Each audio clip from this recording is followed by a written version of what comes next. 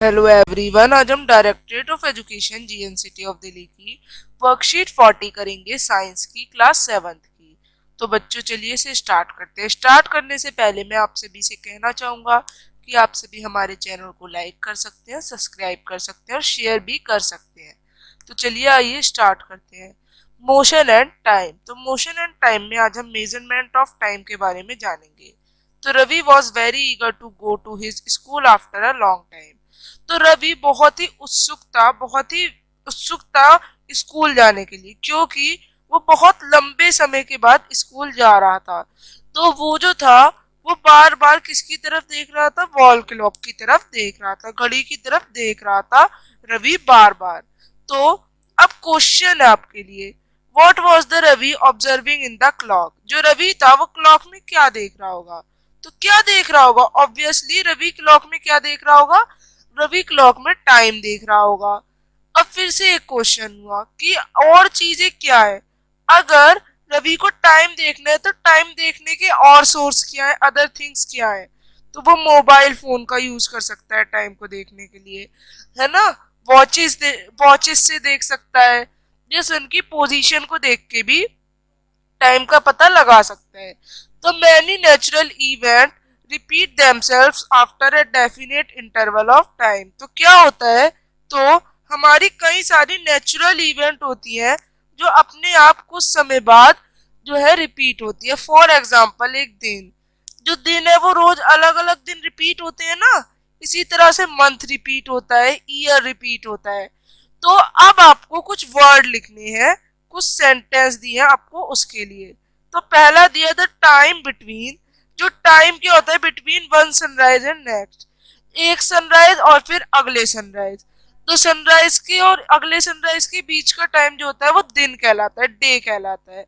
अब आपको कहा गया the time duration. Time duration new moon night से अगली न्यू मून नाइट तक। तो अगली न्यू मून नाइट कब आएगी? अब अगले 30 डेज बाद आएगी, क्योंकि वन मंथ में एक बार आती है ना। तो जो उसका बचा हुआ टाइम होगा, फुल मून नाइट आएगी पहले न्यू मून नाइट के 15 डेज बाद, फिर 15 डेज बाद फिर से आएगी न्यू मून नाइट। तो जो ये बिटवीन का टाइम है 30 डेज का, ये क्या कहलाता है? ये जो है ये हमारा मंथ कहलाता है बच्चों। क्या कहलाता है? मंथ कहलाता है। अब अगला जो टाइम टेक करती है earth to complete one revolution, एक रिवॉल्यूशन को कंप्लीट करने में, तो कितने दिन लेती है? 365 डे। और इस पीरियड को हम सुटेबल वर्ड के लिए ईयर कह सकते हैं। तो क्लॉक और वॉचेस, हमारी क्लॉक्स और वॉचेस जो है ये most common time measuring device है। ये बहुत ही कॉमन टाइम मेजरिंग डिवाइस है जिनका मोस्टली पीपल यूज करते हैं टाइम को ऑब्जर्व करने के लिए। तो clock make use of some periodic motion. Clock में पीरियोडिक मोशन होता है। तो अब आप सोचेंगे ये पीरियोडिक मोशन क्या होता है? तो आइए जानते हैं ये पीरियोडिक मोशन होता क्या है। तो द मोशन, एक ऐसा motion that repeat itself after the time interval, जो कि अपने आप को रिपीट करे कुछ टाइम इंटरवल के बाद। तो इस तरह के मोशन को हम पीरियोडिक मोशन कहते हैं। फॉर एग्जाम्पल, जो मोशन ऑफ अर्थ है around sun, motion of swings यानी झूला, ये सब हमारे क्या है? पीरियोडिक मोशन है जो कुछ समय बाद दोबारा रिपीट होते हैं।